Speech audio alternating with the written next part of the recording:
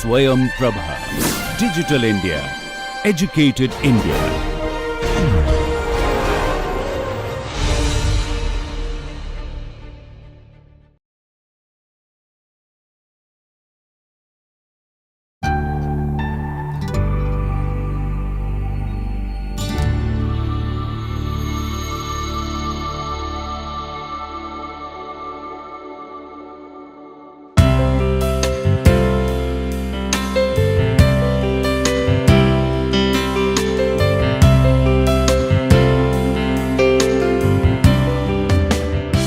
Dear participants, welcome to the third module of the third week.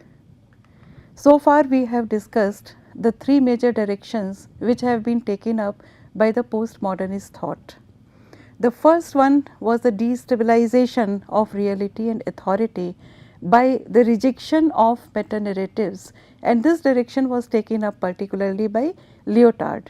This is also a direction which today we would be discussing in detail. The second direction was taken up by Baudrillard when he had talked about the simulacrum, the creation of alternate truths in postmodern surface culture. This particular direction we would be detailing later on when we shall discuss issues related with media. The third direction was taken up by Jameson when he had talked about multinational capitalism and consumerism. Today we shall discuss in detail what exactly meta-narratives are and what exactly Lyotard has to say about this particular theoretical approach of the postmodern sensitivity. And later on we would also introduce Foucault's concept of knowledge and power. Meta-narratives, if we look at this term etymologically, we find that the prefix meta means beyond, and here it has been used to mean about, and a narrative is a story which is characterized by telling. So, meta-narratives are basically a story about a story.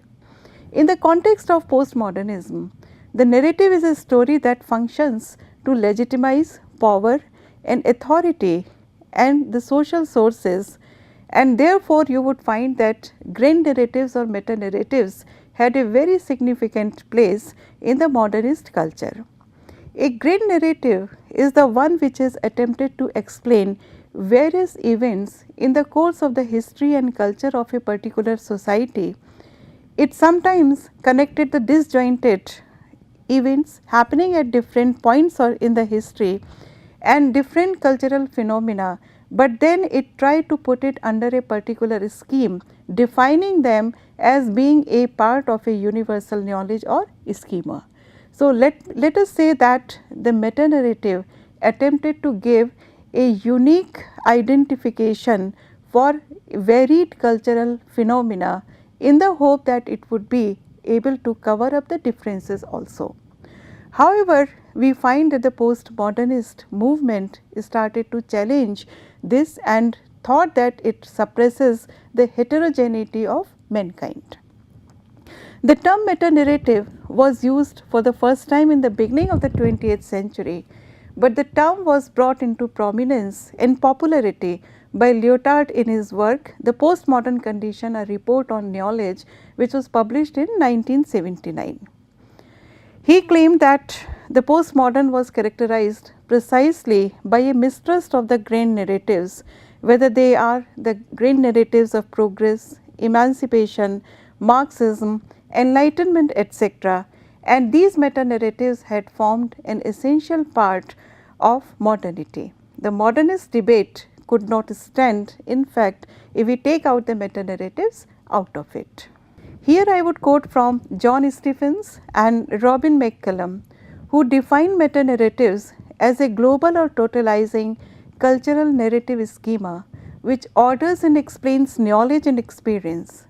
It is, according to them, again a story about a story, encompassing and explaining other little story within a conceptual model that assemble the little stories into a whole.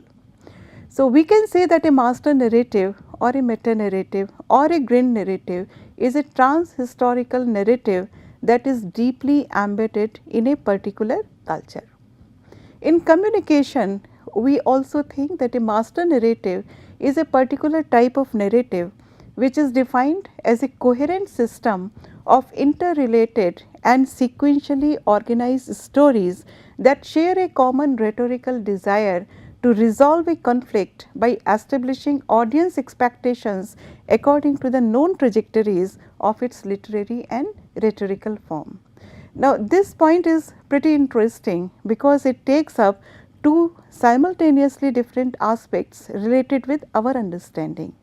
On the one hand, a meta-narrative attempts to define a particular system, puts together varied experiences within the cultural history of a society and tries to explain them by arranging them somehow in a particular sequence, in a particular order. Simultaneously, it also encourages people to have a particularly predefined notion as far as their understanding and related expectations are concerned. So, it modulates not only what knowledge is, it also modulates and impacts the people's understanding of what that knowledge should be. So, let us say that the known trajectories of its literary and rhetorical form is a particular aspect which is taken up later on by the postmodernist criticism in order to define their incredulity towards meta-narratives. Postmodernism considers that meta-narratives offer a society legitimation through the anticipated completion of a master idea. These meta-narratives may be about historical meanings, some random cultural experiences or some knowledge bases, but they try to provide a legitimation by anticipating that this master idea would be completed. Interestingly, this master idea exists in abstraction and the idea may yet be unrealized, but they provide the hope that this particular meta narrative is in the interest of the people by defining and conditioning their trajectories of expectations. Various examples have been given about meta narratives from time to time. For example, Enlightenment theorists believe that rational thought and scientific progress would lead to more moral and social progress. This is something which is a meta narrative in which the modernist philosophy believed in. The Christian theory of sin and redemption, which has continued throughout the centuries, is also a meta narrative which conditions people to think in a particular way. The Marxist belief in the realization of a classless society, their belief that the proletariat would rule, that the state will wither away, is also a meta narrative in which the Marxists believe.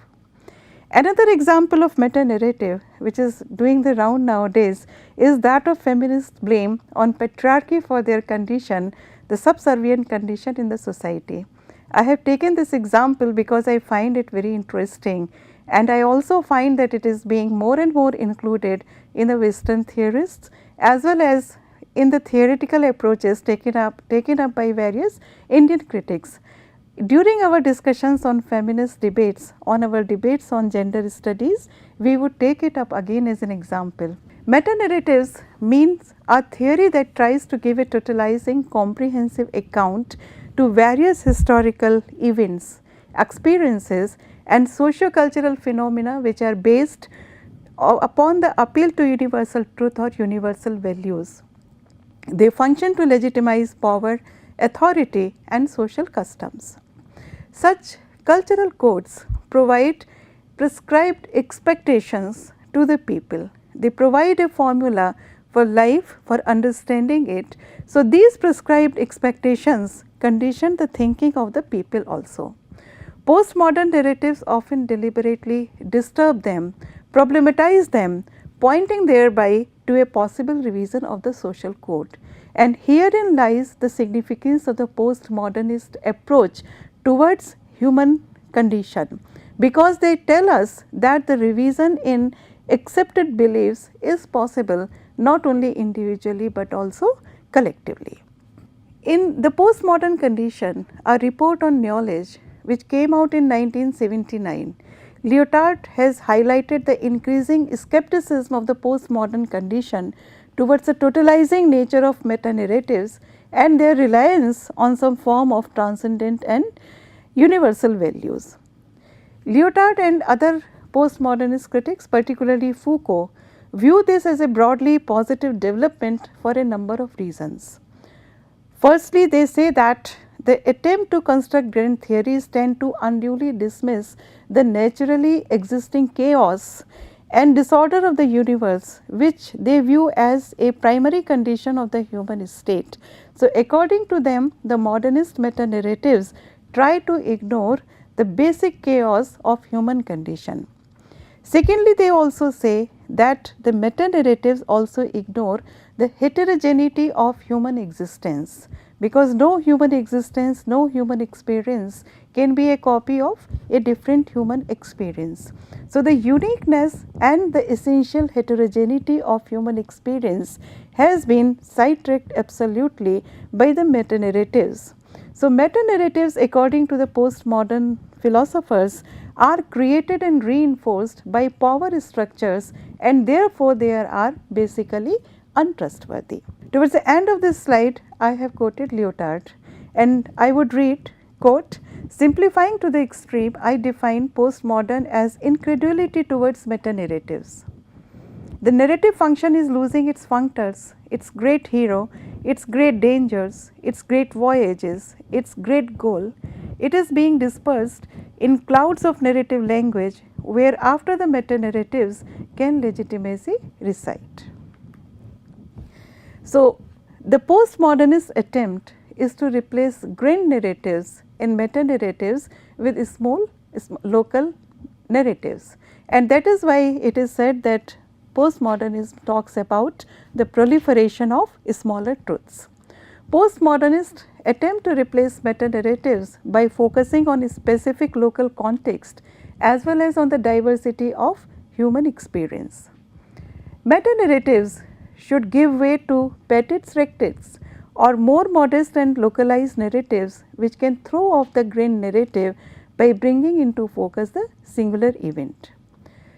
The postmodernist thinkers also argue that the existence of a multiplicity of theoretical standpoints is better than the grand all-encompassing theories, because only then we would be able to cater to the heterogeneity and flux of the human experience. At this point, we can also say that Lyotard has also borrowed from the works of Wittgenstein, particularly his theory of the models of discourse, wherein Lyotard constructs his vision of a progressive politics grounded in the cohabitation of a whole range of diverse and always locally legitimized language games. In his work, The Postmodern Condition, a report on knowledge, Lyotard has basically talked about 5 different arguments, and here I am listing them. The first is the field knowledge in computerized societies, where he has talked about the 2 types of knowledge. The second part of his essay is based on legitimation. The third is the method, where he has talked in detail about the language games. The fourth is about the nature of the social bond in a modern society. The fifth is about the nature of the social bond in the postmodern perspective. Lyotard has taken up a futuristic argument, and therein lies the significance of his work. However, we find that the examples which he has quoted in his work are rooted in a particular point of history. So, even if the examples he has cited are rooted in a particular moment in a history, they do not erode the significance of the futuristic argument of Lyotard. And it is only now that we have started to see the significance of his work, because now we have started to realize it at this point in the 21st century. I always approach Lyotard's work with the same awe and the same reverence with which I have approached Orwell's seminal work 1984. It has the same futuristic prophetic argument in a very compelling manner. So, now let us look through the arguments with which Lyotard has started to discuss the idea of postmodernist incredulity. Lyotard says that the status of knowledge is altered as societies enter the post-industrial age and the cultures enter the postmodern age. In order to understand what he wants to say about the post-industrial age, we will have to refer to Jameson's arguments about a particular development in our economic arena. He has equated post-industrial age with the postmodern culture also. He also says that this transition has started to occur right from the 1950s, which for Europe marks the completion of reconstruction also. He also says that this pace may be faster or slower depending on the cultural manifestations of a particular people, and also within countries it may vary according to the sector of activity. It makes sketching an overview difficult. Here I would also refer to a sociologist's way of explaining the impact of a particular theory. The sociologists often employ the movement of the waves on a seashore to explain the significance and the impact of a particular theoretical movement. In the wave theory, what happens when the first wave strikes on the seashore? It brings in an energy and it takes away so much of garbage which was littered on the seashore, but then some residuals are still there. The second wave comes and it also takes away certain more garbage, brings in maybe something new, but then some residual is always there, and this process continues. So, the impact of a particular theory, howsoever enormous it may be, it would always vary according to the variations within culture, economy and social perceptions of a people. Lyotard, when he refers to knowledge, talks about two different types of knowledge, the scientific knowledge and the narrative knowledge. According to him, the scientific knowledge is not complete in itself. Narrative knowledge is also important as it defines a set of rules which are basic and crucial to the formation of social bonds in different culture. Lyotard's argument begins by stating that these two different types of knowledge are complementary to each other. None of them is supreme to other, but they are complementary and they are important for understanding our sociological issues. Scientific knowledge is a type of a discourse, and for the last 40 years we find that leading sciences and technologies have become increasingly concerned with the issues of language. And Lyotard has given many examples. For example, phonology and theories of linguistics, problems of communication and cybernetics, computers and their language, problems of translation and the search for areas of compatibility among computer languages, problems of information storage and data banks, telematics and the perfection of intelligent terminals to paradoxology. This list is not exclusive, and therefore, we find that some other aspects of newer research fields can also be added. But these facts speak for themselves, that the scientific investigation is also involved with an investigation into the capabilities of language, how compatible the languages are with computers, for example. So, let us say that technology has a strong influence on knowledge, and global competition, according to Lyotard, for power shall center on knowledge. How do we produce it, how do we circulate it, and how do we equip ourselves with it. When Lyotard talks about the impact on knowledge, he basically talks about two principal functions, research and the transmission of acquired learning, and we can say that we already have started to feel the impact of technological development in these two fields. He also says that miniaturization and commercialization of machines is already changing the way in which learning is acquired, classified, made available and exploited.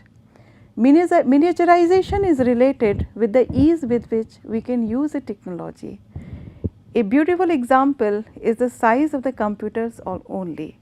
In 1980s in Indian universities, the computer room used to be a one big hall and entry was prohibited. It used to be a very big affair. But gradually we find that we move to desktops, then laptops, smaller and smaller laptops, tablets, and now people are talking about technology in which the human dress, the clothes we wear, our own skin can also act as a computer terminal. So, you would find that miniaturization is related with the ease with which we can use a technology, and then we can use it for acquiring and passing on a knowledge base. Commercialization is related with a technologies being more and more cost effective. If it is cheaper and affordable, we find that people can use it with better ease. It would have a bigger market. So, if the technology is affordable, it can be accessible by the majority of the people. An affordable data pack, an affordable or easy and free Wi-Fi makes it very easy to access. It results in proliferation of information and also in a proliferation of information processing machines, and this proliferation will have an impact on the way we circulate our learning.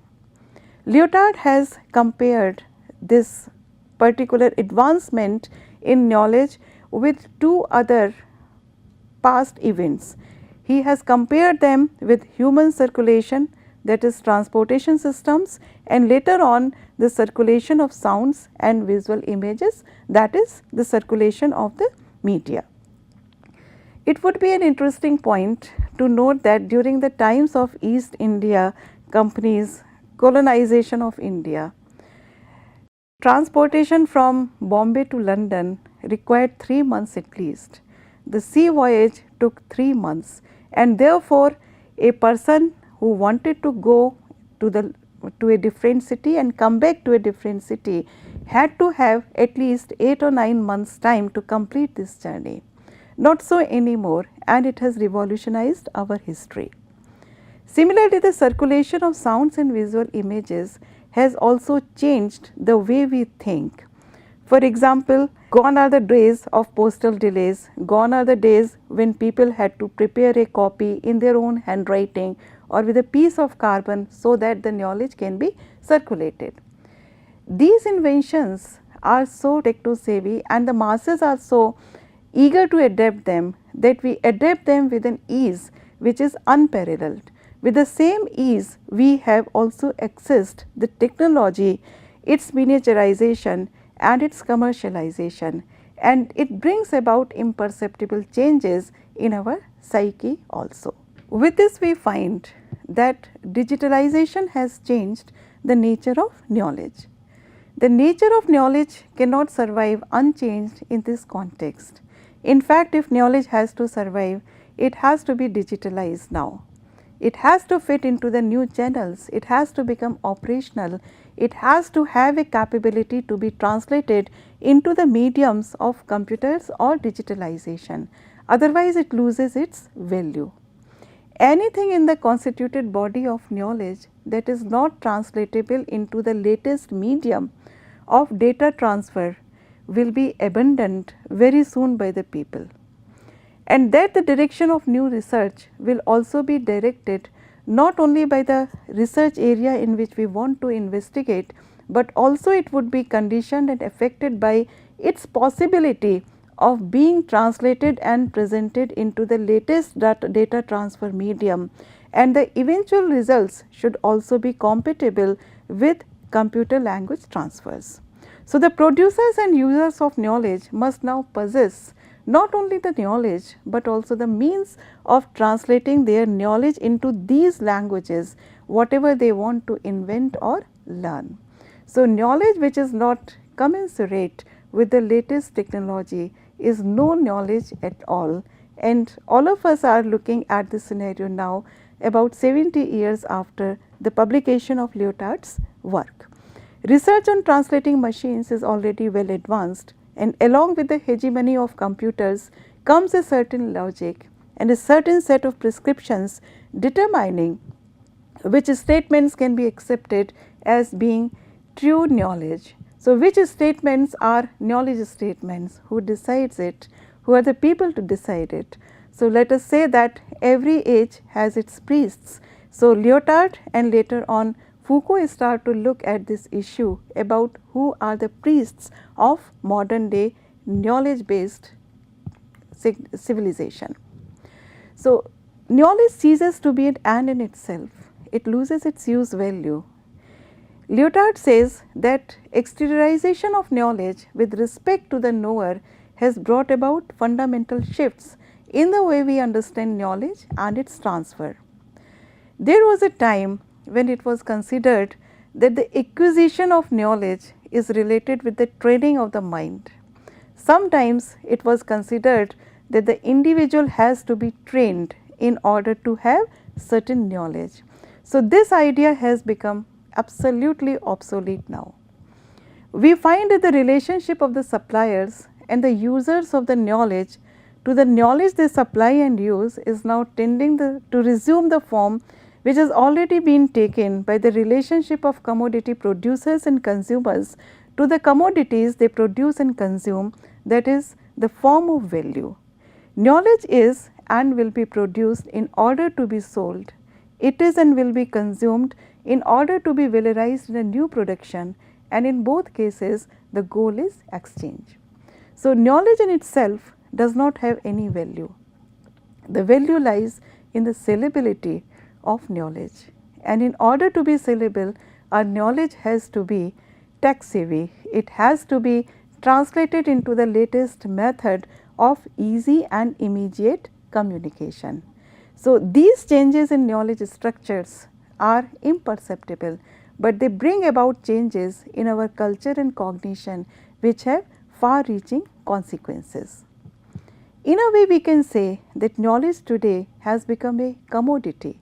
So, mercantilization of knowledge also brings about many changes.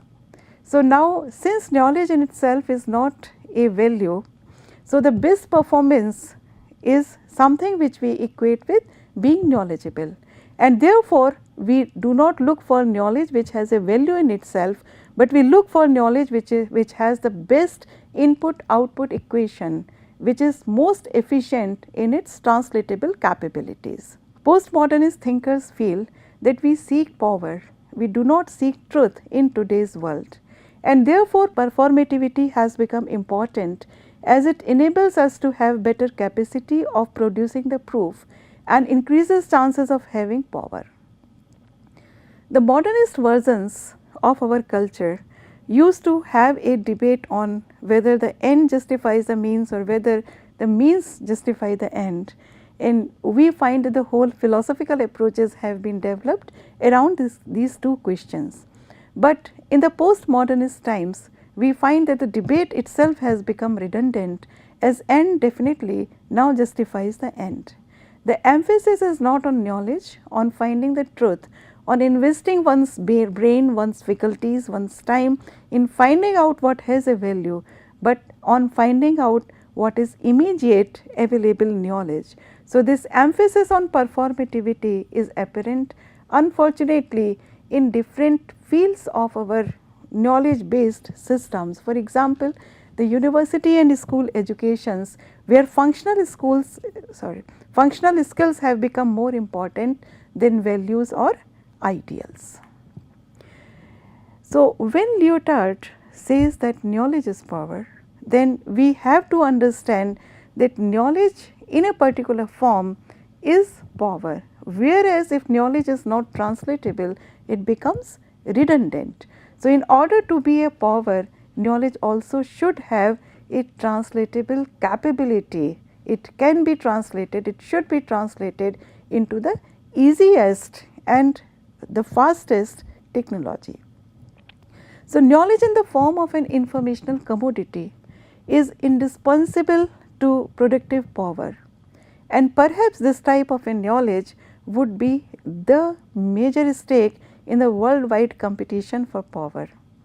Lyotard has also preconceived the destabilization of the nation state and the rise of the MNCs, and some of the concerns he had raised are very much evident now in our today's world.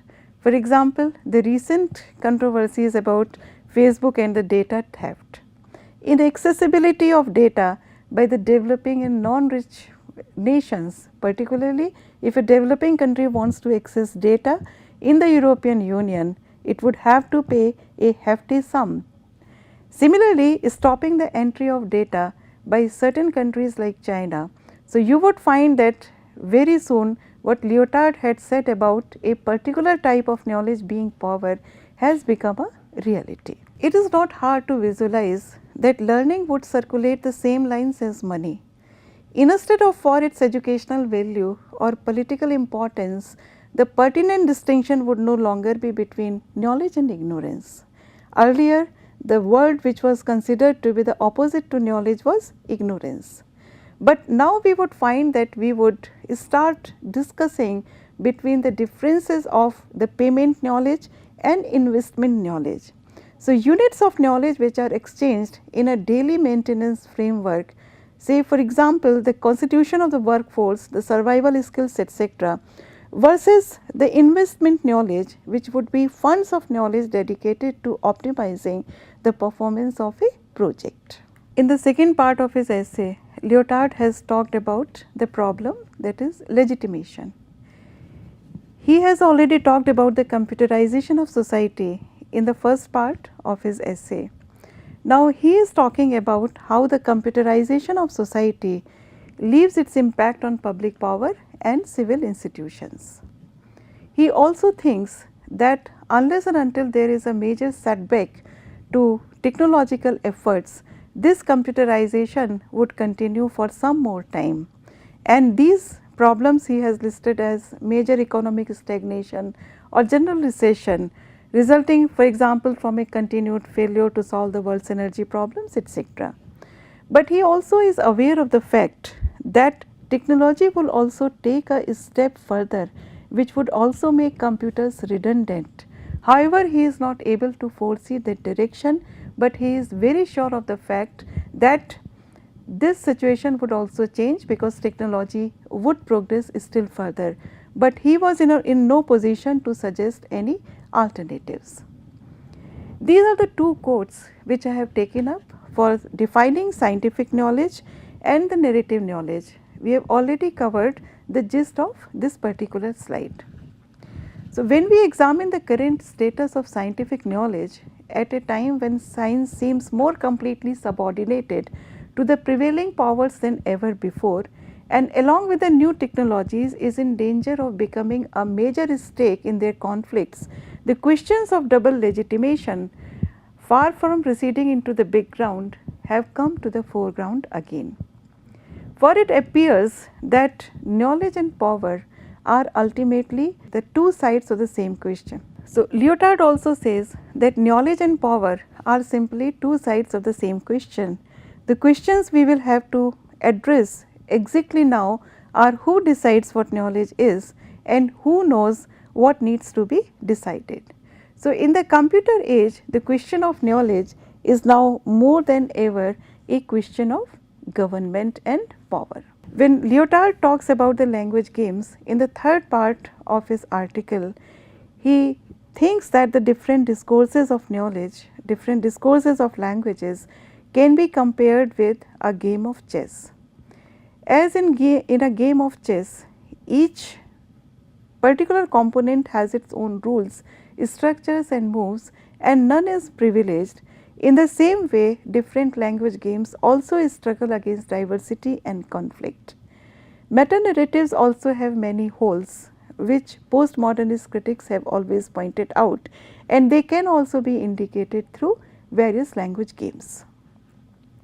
This idea of language games has been borrowed basically from Wittgenstein by Lyotard. Ludwig Wittgenstein has mentioned this particular phrase in his book Philosophical Investigations, which was published in 1953. He has put forth the view that conceptual confusions surrounding language use are at the root of most philosophical problems, and the problems are traceable to a set of related assumptions about the nature of language which themselves presuppose a particular conception or the essence of language.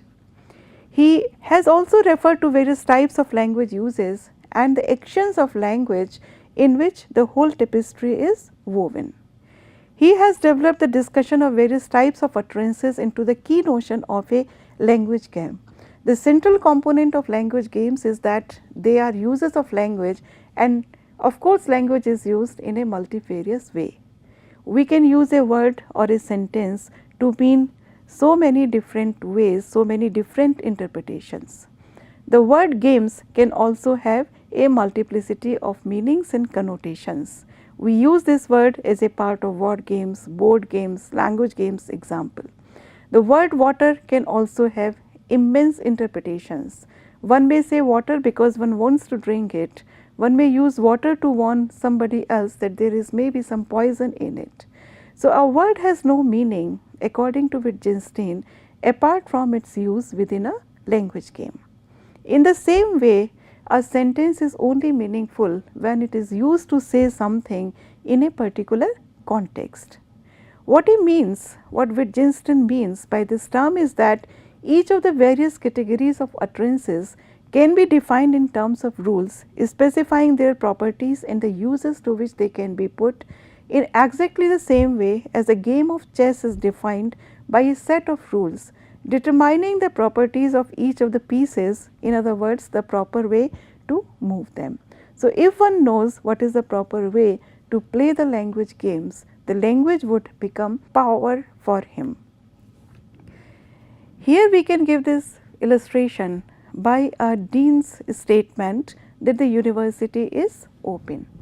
When the dean says that the university is open, then it can be taken up as a denotative sentence made in the context of a conversation or an interview. It may also have different meanings. For example, the university is open, it is running smoothly, or the university is open even though it should not be open normally in a particular period. It positions the sender, the person who utters the statement, its addressee, the person who receives it or who is listening to it, and its referent, what the statement deals with in a specific way. The utterance places and exposes the sender in the position of knower. He knows what the situation is with the university. The addressee is put in a position of having to give or refuse his assent, and the referent itself is handled in a way which is unique to denotatives as something that demands to be correctly identified and expressed by the statement that refers to it. So, this single statement may have a variety of meanings, and then herein we find that the language games come into play. Lyotard has made 3 observations about language games. The first is that their rules do not carry within themselves their own legitimation, but they are the object of a contract, explicit or not, between players, which is not to say that the players invent the rules. The second is that if there are no rules, there is no game, and even a minor modification of one rule alters the nature of the game. Similarly, a move or utterance that does not satisfy the rules does not belong to the game they define. And thirdly, every utterance should be thought of as a move in a game. The last observation brings us to the first principle underlying our method as a whole. To speak is to fight in the sense of playing, and speech acts fall within the domain of a general agonistics. This does not mean necessarily that one is playing in order to win. Sometimes people may play the language games for the sheer play of inventing new language games, and then Lyotard gives the example of literature, popular speech, irony, etc. In the same way, he says that even this pleasure depends on the feeling of success, one at the expense of an adversary. There has to be an adversary, and if it is a formidable one, the accepted game would be more fruitful and fulfilling to the players. In the fourth part of his essay, Lyotard has discussed the nature of the social bond. He says that if we have to discuss language in the most highly developed contemporary society, we should also be able to answer a one underlying question of what methodological representation can we apply to the society. How do we view our society? Is it an organized whole or is it not? Lyotard has simply said that there have been over the last half century 2 basic representational models for the society. First is either society forms a functional whole, and this idea has been suggested particularly by Talcott Parsons, or it is divided in 2, And this idea of a binary, of a dyad, is accepted by the Marxist people. Despite their differences in other approaches, all Marxist schools believe in the principle of class struggle and dialectics as a duality operating within society, and this is the dialectics of the haves and the have-nots. So, we do have two primary models, either it can form as a functional whole or it can be divided in two. Talcott Parson, a faculty of the Harvard University, is particularly known as a structural functionalist, and he had said that in order to function, one society has to have a stability and order and uniformity. It should have a common value system in order to survive. A common value system also leads us to a stratification, because then a person is judged and positioned in society at a particular level on the basis of one's adherence to common values. One who performs well and follows all the common things is given a particular slot, and the person who does not perform equally good is placed at the bottom also. There are certain dangers also which are inbuilt in Parsons' argument. For example, in this type of a structure, obedience and adherence to moral values, common values, becomes more important than efficiency, and sometimes individual efficiency is also surrendered. This methodological split, which defines two major kinds of discourse in our society, have been handed down from the 19th century. And this idea that society forms an organic whole, in the absence of which it ceases to be a society, dominated the minds of the founders of the French school. Added detail was supplied by the functionalism, and it took yet another turn in the 1950s with Parsons' concept of society as a self-regulating system. The theoretical and even material model is no longer the living organism. The living organism is nowadays provided by cybernetics, which during and after the Second World War expanded the model's application. In Parsons' work, the principle behind the system could still be considered as being basically optimistic, because it corresponded to the stabilization of the growth economies and the societies of abundance under the scheme of a moderately welfare state. In the work of contemporary German theorists, however, it took the shape of a technocratic and almost cynical power, and this harmony between the needs and hopes of individuals and groups was not a guarantee that it would be accepted by the system. So, the individual harmony and the harmony of an individual within a system becomes secondary. It does not have the primacy as a aim. The true goal of the system, the reason it programs itself like a computer, is the optimization of the global relationship between input and output, and in other words, performativity. Even when its rules are in the process of changing and innovations are occurring, even when its dice functions, for example, strikes, crisis, unemployment, political revolutions take place, and they may also inspire hope for a revision, they are ultimately nothing but an internal readjustment, and its result can be no more than an increase in the viability of the system. The only alternative to this hope or to this kind of performance, unfortunately, is decline or entropy. But this realism of systematic self-regulation and this perfectly sealed circle of facts and interpretations can be just paranoid only if one has at one's disposal a viewpoint that in principle, we can be immune from this allure, and then this idea leads us to the Marxist philosophy. Traditional theory is always in danger of being incorporated into the programming of the social whole as a simple tool for the optimization of its performance. This is because its desire for a unitary and totalizing truth lends itself to the unitary and totalizing practice of the system's managers. Critical theory, based on a principle of dualism and wary of synthesis and reconciliation, should be in a position to avoid this fate.